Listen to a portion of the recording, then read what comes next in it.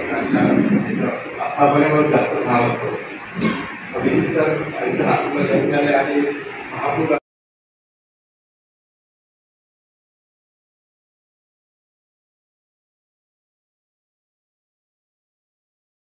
For Universal Access to Information असं designate केलेलं आहे.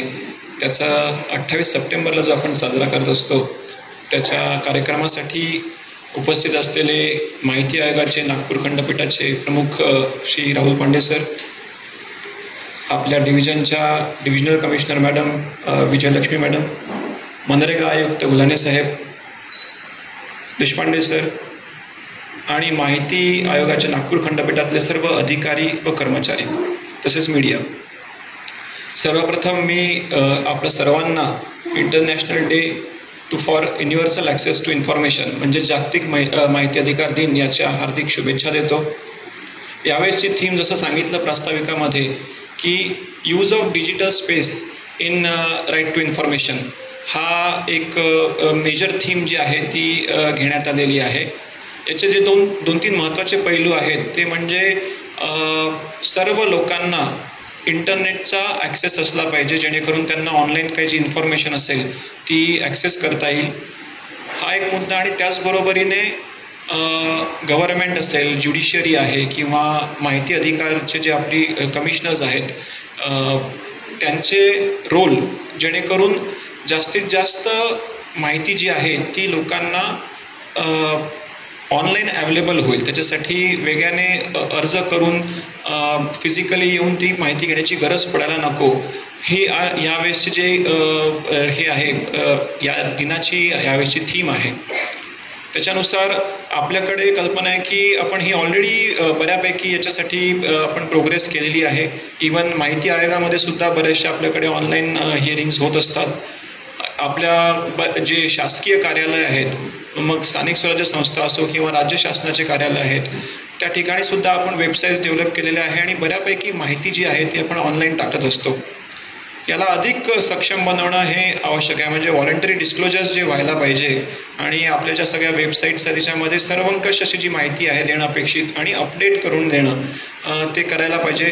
त्याच्यावर नक्कीच अधिक प्रयत्न करणं आम्हा सगळ्यांना अपेक्षित आहे. जसं सांगितलं होतं की स्थानिक स्वराज्य संस्थांना माहिती आयोगाची भीती असते, म्हणजे सगळेजण घाबरत असतात की बाबा माहिती आयोगामध्ये आता सुनावणी लागलेली आहे. सरांशी तशी माझी ओळख झाली ती औरंगाबादचा सरांकडे चार्ज आहे, ॲडिशनल चार्ज आहे, तेव्हा मी तिथे म्युन्सिपल कमिशनर होतो. तिथेही देखील सरांनी अतिशय एक स्तुत्य असा एक हे टाकला होता तिथे की फास्ट डिस्पोजल पण विथ बॅलन्स्ड अप्रोच. आणि तोच मला इथे नागपूरमध्ये सुद्धा जाणवलेला आहे की जिथे खरोखर सरकारी अधिकाऱ्यांची चूक आहे, त्यांनी जे करणं अपेक्षित आहे ते केलेलं नाही, तिथे त्यांना योग्यरित्या फटकारणं, परंतु काही ज्या चुकीच्या प्रवृत्तीच्यामध्ये आलेल्या आहेत त्यांना सुद्धा आळा घालणं हे सरांच्या कामामधनं आपल्याला वारंवार दिसून येतं. आणि त्याच्यामुळे सरांची भीती न वाटता मला वाटतं आदरयुक्त दरारा सरांचा आणि माहिती आयोगाच्या नागपूर खंडपीठाचा पर्टिक्युलरली आहे. डिस्पोजलच्या बाबतीत ऑफकोर्स नागपूर खंडपीठाचं मिनिमम हे आहे, पेंडन्सी आहे याच्यामध्ये. त्याबद्दल मी सरांचं तसेच त्यांच्या संपूर्ण सहकाऱ्यांचं मनापासून अभिनंदन करतो. माहिती अधिकारासाठी जास्तीत जास्त लोकांपर्यंत आपल्याला जी माहिती पोचवायची आहे आणि त्याचा योग्य पद्धतीने या कलमांचा ॲक्टचा वापर व्हावा याच्यासाठी जे स्थानिक स्वराज्य संस्थेकडनं करणं अपेक्षित आहे ते करण्याची मी आपल्याला ग्वाही देतो. आणि आजच्या या चांगल्या कार्यक्रमाला मला इथे बोलवलं आणि आपल्याशी इंटरॅक्ट करण्याची मला संधी उपलब्ध करून दिली त्याबद्दल मी सरांचे आणि आपलं धन्यवाद व्यक्त करतो. थँक्यू. साहेब तर प्रत्येक बैठकीला असायचे, विलासराव देशमुख तत्कालीन मुख्यमंत्री. त्यांनी एकच मागणी केली होती अण्णा हजारेंनी, हा मी कायदा करतो पण हा सामान्य जनतेपर्यंत पोहोचणार कसा, त्याच्यासाठी प्रचार प्रसिद्धीचं कुठलं तंत्र वापरावं. आम्ही त्याचं ते शेड्यूल तयार करून दिलं होतं आणि तो कायदा महाराष्ट्रामध्ये अगदी घराघरापर्यंत पोहोचला. आणि यानंतर आपले विभागीय आयुक्त मॅडम यांना मी विनंती करतो की ते 2 शब्द बोलावं. मॅडम तत्पूर्वी केंद्र शासनाच्या सेवेत होत्या. केंद्रामध्येही तो कायदा राबवला जातो महाराष्ट्राप्रमाणेच. आणि नागपूरला इथं आल्यानंतरही लोकांचे जे काही प्रश्न आहेत ते काही सोडवण्याच्या दृष्टीने मॅडम सातत्याने जनतेशी संवाद साधत असतात. म्हणजे कुठलाही विकासाचा प्रश्न असो अगदी तळमळीने त्याच्या बैठकी घेऊन तो कसा सोडवता येईल हा त्यांचा सातत्याने प्रयत्न राहिलेला आहे. मी बिद्रे मॅडमना विनंती करतो की आपण मार्गदर्शन करावं.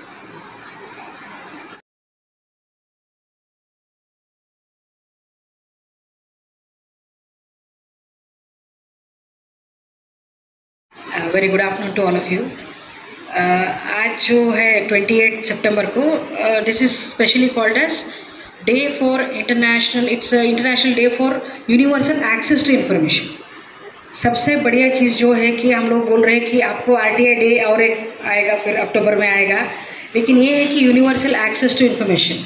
Wai we are saying this is because ये एक एक्सेप्ट किया गया है कि एक यूनिवर्सल वैल्यू है. It's like a human right. It's like the rights you have, same way it is like a right to have access to information. So सबसे पहले जो एक right to information जो दिया था कंट्री है वो स्वीडन था. 1766 1766 में उन्होंने शुरू किया था स्वीडन में, and it date so back. So Sweden से शुरू हुआ, अभी करीब 100 कंट्रीज़ है, 100 कंट्रीज़ है पूर्ण विश्व जे आहे जिथे RTI को रिकग्नाइज किया गया है कि उनके पास एक ना एक लॉ है जहाँ पर उनका जो पब्लिक को इन्फॉर्मेशन मिल सकता है गवर्नमेंट के काम के बारे में, और अपने जो गवर्नमेंट कैसे खर्चा कर रही है, क्या काम कर रही है, इसके बारे में जानने के लिए. तो that is the first step. But yes, now it is been accepted as a universal right कि सबको ये राइट होना चाहिए कि हमें ये इंफॉर्मेशन का अधिकार है, इसीलिए you call it right to information. So the fact that they are calling it a right, you must understand that impact which it has on the way our democracy is run, the way the government is run, the way we can control what is happening around us. So पहले भी information था, कुछ लोगों को access था, but आज सबको access है. एक्सेस भी कैसा? Access must be affordable access. अगर हम बोलते हैं चलो भाई आपको RTI है लेकिन हर क्वेश्चन के लिए आपको 10,000 रुपये देना पड़ेगा, तो that is not universal access. आप आज देते हैं 10 रुपये 20 रुपये का आप टिकट लगाते हैं और आप इन्फॉर्मेशन मांगते हैं, कुछ भी इन्फॉर्मेशन मांगते हैं, अगर वो 2000 पेज का भी रहेगा, वो 200 पेज का भी रहेगा, और पर पेज लेते हो उसका जो डेटा है.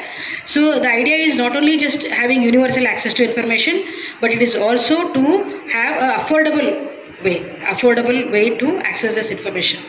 सो विद दैट बैकग्राउंड आपको पता है कि RTI का प्रोग्रेस इतना हुआ है 2005 के बाद. अभी से सेंट्रल गवर्नमेंट में पहले काम करती थी, तो सेंट्रल गवर्नमेंट में जो पूरा है करीब 16 से 20 लाख एप्लीकेशन हर साल आते हैं. 16 से 20 लाख लोग एप्लीकेशंस लेते हैं, RTI में एप्लीकेशन करते हैं. बट एक चीज़ बहुत अच्छी है उधर कि उधर RTI ऑनलाइन जो है बहुत बढ़िया चलती है. तो मैं इसरो में भी जब थी तो ऑनलाइन एप्लीकेशंस आते थे, तो ऑनलाइन रिप्लाई दिया जाता था. तो हमारे सब जो इन्फॉर्मेशन ऑफिसर्स थे, एवरीबडीज ईमेल आईडी वाज लिंक्ड. जैसे आपको अपना डिपार्टमेंट चूज़ करना है, और डिपार्टमेंट चूज़ करने के बाद उसके अंडर कोई ऑर्गेनाइजेशन है, फिर उसके बाद क्या सब्जेक्ट है, आपको उसको इन्फॉर्मेशन के लिए आपको ईमेल करना है. ईमेल करने के बाद गलती से किसी और के पास पहुंच गया तो भी वो इंश्योर करेंगे सही आदमी के पास चले जाए. चलो आपको पता नहीं कि इसरो के अंदर सैटेलाइट कौन बनाता है, रॉकेट कौन बनाता है, फ्यूल का काम कौन देखता है, आपको पता नहीं है, लेकिन आपने इसरो को एक लगा दिया है RTI का इन्फॉर्मेशन कि चंद्रयान 2 का फेलियर का रीज़न क्या है. तो उसके बाद आप लगाएंगे तो इसरो से आएगा, फिर URO सैटेलाइट सेंटर में जाएगा, फिर हमारे प्रोजेक्ट टीम में जाएगा, फिर उसका रिप्लाई आएगा. So one thing about RTI online is, एक तो है आपको मॉनिटर करना बहुत ईजी हो जाएगा कि कोई छुपा नहीं सकता कि मेरे पास डेट ये एप्लीकेशन आया कि नहीं. आज जब हम लोग डेटा देते हैं तो हमारे जो नीचे के जो क्लर्क से, अव्वल कारकुन है, तहसीलदार से, सब लोग जो इन्फॉर्मेशन देते हैं वही हम लोग आगे करते हैं. अगर कोई इन्फॉर्मेशन आया ही नहीं बोलेंगे तो जो एप्लीकेशन आया ही नहीं बोलेंगे तो उसको ट्रैक करना बहुत मुश्किल हो जाता है. तो अगर हम RTI ऑनलाइन में मूव करते हैं पूरा, तो ये होता है कि आपका कब आया रिक्वेस्ट और कब आपका प्रोसेस हुआ है और कब उसका निपटारा हुआ है, पूरा आपको ऑनलाइन पद्धति से पता भी रहेगा. I would encourage that as a next step even Maharashtra में भी बहुत सारे डिपार्टमेंट्स को RTI ऑनलाइन को इफेक्टिव करना चाहिए. बिकॉज आज जब बहुत लोगों के पास ईमेल है, बहुत लोग इंटरनेट का भी एक्सेस है. जैसे अभी अभिजीत ने बताया, अगर इंडिया में यूनिवर्सल एक्सेस करना है तो इंटरनेट का भी यूनिवर्सल एक्सेस होना चाहिए. जब हम बोलते हैं कि आपकी वेबसाइट पे लगाइए, तो अभी थोड़ी देर पहले राहुल सर से डिस्कशन हो रहा था कि हम लोग जितने इन्फॉर्मेशन जो पीरियडिकली लोग मांगते हैं हमसे, उस इन्फॉर्मेशन को हम लोग प्रोएक्टिवली हमें देना चाहिए अपने वेबसाइट पे, ताकि हमारे एप्लीकेशन कम हो जाए। बट सर को मैं ये भी बोलना चाहती हूँ कि वो क्वेश्चन जो रहते हैं वो बहुत नॉर्मल इन्फॉर्मेशन का नहीं रहता है, तो कभी भी वो जो हमने वेबसाइट पे लगाया उसके थोड़ा हट के ही रहता है question usually. But yes, definitely proactively अगर हम डिक्लेयर करेंगे तो हमारा बर्डन भी कम हो जाएगा, हमारे पास एप्लीकेशंस भी कम हो जाएंगे। एंड बट वो वेबसाइट पे आपने लगाया, वेबसाइट का इन्फॉर्मेशन किसको अवेलेबल है? Unless you have access to internet, unless everybody has access to internet, या आप एक सिटी में हो या कोई भी जगह पे गवर्नमेंट ऑफिस में कुछ तो आपको टर्मिनल्स नोट रखना चाहिए जो फ्री एक्सेस मिले, वहाँ से लोग चेक कर पाए या ईमेल्स चेक भेज पाए।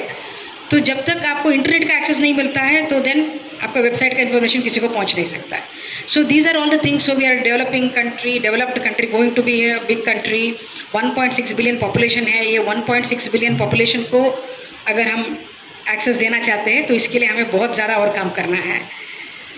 और अभी सर जैसे बता रहे थे कि he has reduce the pendency so much. अभी 2022 के आपके केसेस चल रहे हैं, तो आप ये सोचिए ना, अगर कोई और इन ऑफिस में 2016 का केस चल रहा है तो what is the point of getting that information. अगर मैंने 2016 में एक इन्फॉर्मेशन आपसे मांगा है और आप अगर 2023 तक अपना इन्फॉर्मेशन निपटारा नहीं कर रहे हैं और या उसका आप एक रिप्लाई नहीं आ रहा है अपील में, तो मुझे 6 साल के बाद वो इन्फॉर्मेशन मिलके क्या फ़ायदा होने वाला है। So that is why it is extremely important that when we say 30 days में आपका इन्फॉर्मेशन देना चाहिए, बिकॉज इन्फॉर्मेशन इज क्रूशियल। आप ये बोल सकते हैं हाँ चलो भाई मैं 1 साल के बाद दूंगा, तो उस 1 साल के बाद उस इन्फॉर्मेशन का कोई रेलेवेंस ही नहीं रहेगा, बदल जाएगा भाई जो डेटा आप दे रहे हैं।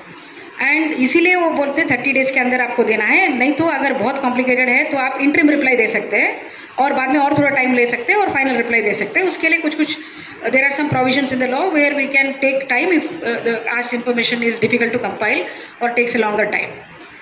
And it is very important that they are disposing it very fast. 2022 या 23 के केसेस अभी आ रहे हैं, जब करंट लेवल में आ जाएगा people will be able to see the difference कि हमने RTI में अप्लाई किया, रिजेक्ट हुआ, अपीलेट अथॉरिटी के पास हम गए तो रिजेक्ट हुआ, फिर हम लोग माहिती आयुक्त के पास आए और उधर भी उन्होंने उसको एड्रेस किया। सो देन बाद में सेंट्रल इंफॉर्मेशन कमीशन में भी जाता है। तो ये जो 3-4 स्टेज है इनको कंप्लीट करने के लिए बहुत टाइम नहीं लगना चाहिए। 1 महीना मेरा ऑफिस में लगा तो और 1 महीना अपील में, और 1 महीना सर के पास, और 1 महीना दिल्ली में।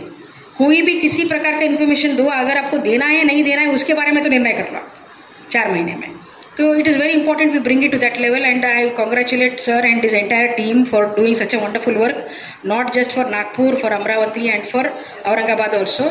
It is very heavy, it is a very heavy charge to do 3 divisions कि आम्हाला एक ही डिवीजन संभालते बस हो रहा है, तो 3 संभालना काफ़ी डिफिकल्ट होता है because the purview is so much. And I really don't want to expand too much, but what I mean to say is एक तो है RTI ऑनलाइन इफेक्टिव करना, एंड दूसरा मुझे बहुत बार लगता है कि हम सिर्फ गवर्नमेंट अथॉरिटीज़ को आप मांग सकते हैं या information, but see if I am a share holder in a company, it's a public money, but the private companies today, nobody, your listed companies have no obligation and a right to information to give you data. Say, suppose if I have invested in say XYZ say company, and if this company is holding public money, I feel like somewhere they should also come under the RTI, because today what are you doing with the public money, that we need to know. आपका company अच्छा कर रहा है नहीं कर रहा है, आप तो अपना पब्लिश कर रहे हैं अकाउंट्स, शेयर होल्डर्स को इन्फॉर्मेशन डिस्क्लोज कर रहे हैं, बट मुझे स्पेसिफिक इन्फॉर्मेशन पूछना है कि आप कैसे कर रहे हैं, आपका प्रोसेस इंटरनल प्रोसेस कैसे है, आप टेंडर्स कैसे कर रहे हैं, आप नियुक्तियाँ कैसे कर रहे हैं, आप लोगों को जो पेमेंट दे रहे हैं, सैलरीज दे रहे हैं, किस प्रकार के दे रहे हैं, कौन से स्लैब में दे रहे हैं, आपके CEO को कितना मिल रहा है, बाकी लोगों को कितना मिल रहा है। तो we need to have more transparency in the way in the organisations where public money is involved. तो आगे जाके there is a future that we must also look at places where public money, public funds are involved, and we should be able to have access to that kind of information also. Anyway, I wish all of you a very happy International Day for Universal Access to Information, and thank you very much for making me a part of this celebration. Thank you very much.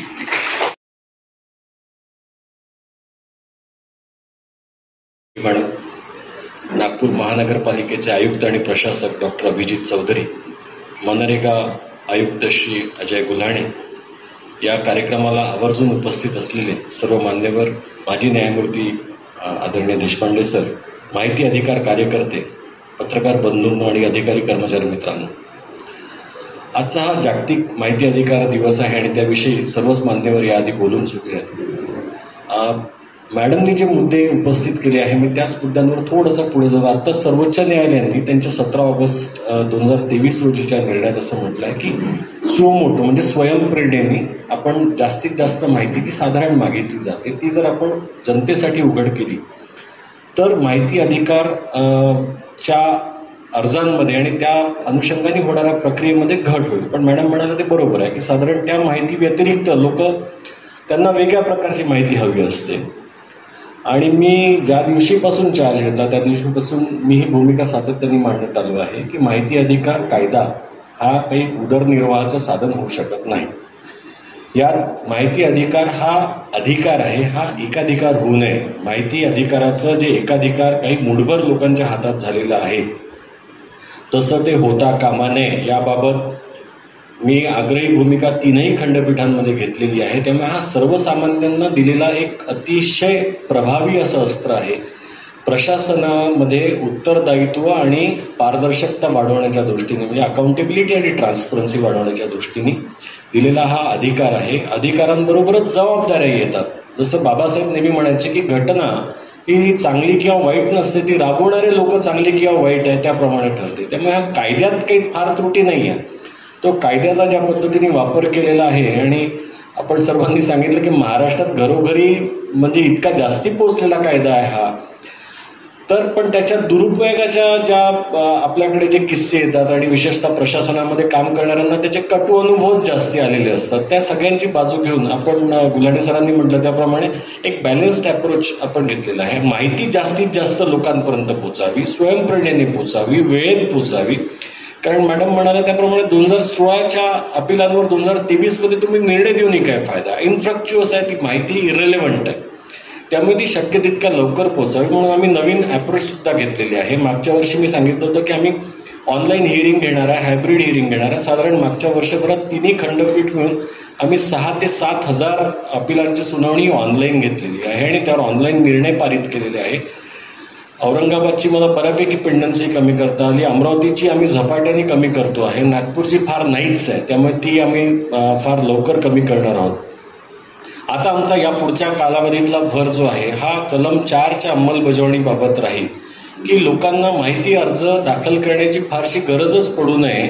प्रशासनाद्वारे त्यांच्या अनेक विभागांद्वारे आम्ही त्याचं कॅटेगरायझेशनही करतो आहे की नेमक्या कोणत्या प्रकारचे माहिती अधिकार अर्ज हे दाखल होतात. तर त्या स्वरूपाच्या माहिती उघड करण्यासंबंधी राज्य माहिती आयोगाने भूमिका घेतलेली आहे. 6 तारखेला एक महत्त्वपूर्ण बैठक देखील मुंबईत त्याबाबत ठेवलेली आहे. तर महाराष्ट्र शासन आणि राज्य माहिती आयोग मिळून याबाबत एक सर्वसमावेशक अशा दिशानिर्देश देखील जारी करणार आहेत. त्यामुळे एकंदरीतच प्रशासनातली माहिती आपण अशा कालावधीतून गेलो आहे की प्रशासनाजवळ असलेली माहिती उघड करूच नये पासून तर नागरिकांचा असा आग्रह असतो की सर्वच माहिती उघड केली पाहिजे. या 2 टप्प्यांमधला हा प्रवास आहे.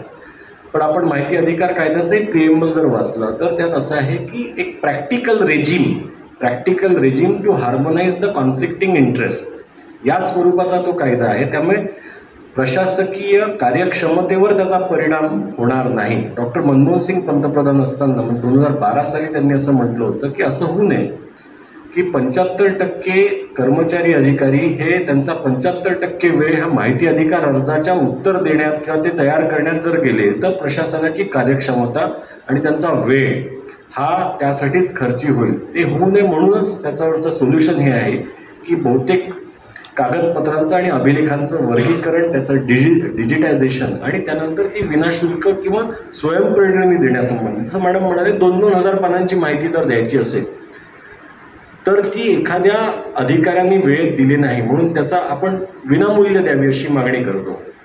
विनामूल्य काहीच नसतं या जगात. विनामूल्य म्हणजे जनतेच्या पैशांनी, टॅक्सपेअरच्या पैशांनी. त्यामुळे हा बर्डन जो आहे हा नागरिकांवर पडू नये, इतर नागरिकांवर पडू नये. म्हणून जर त्या माहितीचं डिजिटायझेशन झालं असेल तर ती आपल्याला सहज देतात. तिथे राजेश ठाकूर आहे, माहिती अधिकार कार्यकर्ते आहेत, ते सर्व ग्रामपंचायतींचे ऑडिट रिपोर्ट्स मागतात.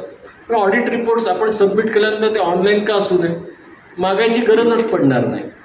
जी माहिती शिक्षकांच्या संबंधात बिंदू नामावली, मॅडम आमच्याकडे पती पत्नींच्या भांडणातले नवऱ्याची सॅलरी स्लिप द्यावी अशा येतात. तर त्यात मी उच्च न्यायालयाचे काही निर्णय तपासून एक असा प्रॅग्मॅटिक अप्रोच घेतला की public servant getting salary out of public treasury is a public information, but about the deductions or investment component is his personal information, which is what Supreme Court says. त्यामुळे आम्ही हा हे घेतला की त्याचा जेनेरिक डिटेल जे आहे, एकूण पगार किती आणि मिळतो किती, म्हणजे ठोक पगार निव्वळ पगार. त्यात दुसरी अडचण अशी आहे की त्याच्यामुळे एखाद्याला त्या फॅमिली कोर्टातल्या पेंडिंग मॅटरमध्ये त्याच्यावर ॲडव्हर्स इम्पॅक्ट होऊ शकतो. म्हणून ती complete salary slip along with deduction to be submitted to the family court in sealed envelope and only to be opened during his hearing of the matter, so that त्या माणसावरही अन्याय होऊ नये. अशा प्रकारचे माहिती अर्ज जेव्हा शाळांमध्ये, कॉलेजेसमध्ये किंवा अनेक कार्यालयांमध्ये येतात, तर कार्यालय प्रमुखांसमोर अडचण आहे की माहिती द्यावी की देऊ नये. तर या स्वरूपाच्या अनेक गोष्टींचा आम्ही निर्णय दिलेला आहे आणि त्याचं आता कॅटेगरायझेशन करून यशदा किंवा इतर संस्थांतर्फे दिलेल्या माहिती पुस्तकाव्यतिरिक्त प्रत्यक्षात माहिती अधिकार कायद्याच्या अंमलबजावणी दरम्यान घेण्यात आलेले निर्णय आणि त्यात ठरवून दिलेले दिशानिर्देश हेही आम्ही लवकरच सगळ्यांकडे सर्क्युलेट करणार आहोत. याशिवाय कलम 4ची इफेक्टिव्ह अंमलबजावणी व्हावी म्हणून मी सर्वच विभागीय आयुक्तांना, कारण त्या विभागाच्या सर्वात ज्येष्ठ अधिकारी असतात, यांना आम्ही विनंती केली आहे की त्यांच्या मासिक किंवा त्रैमासिक बैठकींमध्ये विभाग प्रमुखांच्या साधारण याचाही आढावा घ्यावा की त्यांच्याकडे प्रलंबित माहिती अर्ज, प्रथम अपील अर्ज किती आहेत. तसं जर झालं तर प्रशासन आणि माहिती आयोग यांनी जर एकत्र नीट सहकार्य जर ठेवलं तर मला वाटतं जनतेचा माहितीचा अधिकार हा शेवटी जनतेचा अधिकार आहे. हा कायदा पूर्णपणे प्रो पीपल ज्याला म्हणतो आपण तसा आहे, म्हणजे जनतेच्या बाजूनी आहे. त्यात प्रशासनाला कर्तव्य बजावायचं आहे आणि घेतलेली निर्णय प्रक्रिया, घेतलेले निर्णय या बाबतीतील जी माहिती देय आहे ती माहिती लवकरात लवकर आणि शक्यतो विनाशुल्क द्यावा असा त्या कायद्याचा मतितार्थ आहे. त्याच्या अंमलबजावणीसाठी आपल्या सर्वांचंच सहकार्य लागणार आहे. ते आजपर्यंत मिळत आलेलं आहे. मी पत्रकारितेत होतो 25 वर्ष, त्यामुळे अर्थात माझा काही प्रशासनाविषयी पूर्वग्रह दूषित कधीच दृष्टिकोन नव्हता, पण मला प्रशासनात अनेक चांगल्या अधिकाऱ्यांनी अगदी चौकटीच्या बाहेर जाऊन सहकार्य केलेलं आहे. प्रभावी अंमलबजावणीसाठी त्यातले तिघं इथे बसलेच आहेत. तर असंच सहकार्य हे या सगळ्यांचं याही पुढे लाभेल अशी मला अपेक्षा आहे. आपण सर्वजण, विशेषतः डॉक्टर अभिजित चौधरी मॅडम, काल रात्रीपर्यंत आम्ही आज सुट्टी आहे की नाही याच्यात होतो, त्यामुळे खरं तर हा कार्यक्रम उद्या घेणार होतो, आज सुट्टी आहे याच्यामुळे, पण उद्याची सुट्टी आज आल्यामुळे आणि आजच खरा तो दिवस असल्यामुळे आपण घेतलेला आहे. आणि एकंदरीतच हा युनिव्हर्सल ॲक्सेस टू इन्फॉर्मेशन हे तेव्हाच होऊ शकेल जेव्हा ती माहिती उपलब्ध आहे, सार्वजनिकरित्या उपलब्ध आहे. आणि त्या दृष्टीने याच्या पुढच्या कालावधीमध्ये माहिती अधिकार कायद्याच्या अंमलबजावणीसाठी ही पुढची झेप जी आहे आम्ही या पुढच्या 12 महिन्यात घेण्याचा प्रयत्न करू. आपल्या सगळ्यांचं सहकार्य त्यात लाभेल अशी मला अपेक्षा आहे. पुन्हा एकदा मी सर्व मान्यवरांचं आपण इथे आलात यासाठी आभार मानतो. आपल्या सगळ्यांचे आभार. धन्यवाद. पांडे मॅडम, महाजन सर आणि सर्व पत्रकार आणि सर्व सहकारी कर्मचारी सगळ्यांनी आज उपस्थित राहून आमचा माहिती अधिकार दिवस अतिशय उत्तमरित्याने साजरा करण्यात सहभाग घेतला आहे. त्यामुळे राज्य माहिती आयोग नागपूरच्या वतीने मी सर्व मान्यवरांचे आभार प्रदर्शन करते आणि हा कार्यक्रम संपला असे जाहीर करते आणि सर्वांना आयोगाच्या वतीने विनंती करते की अल्पोपहार घेऊनच आपण जावं. धन्यवाद. एक छोटंसं राहिलं, आमच्या या सर्व कार्यक्रमाला सर्वात मोलाचं सहकार्य लाभलं अनिल गडेकर साहेब, तर आयोगाच्या वतीने मी छोटंसं भेट देऊन त्यांचे आभार प्रदर्शन करते.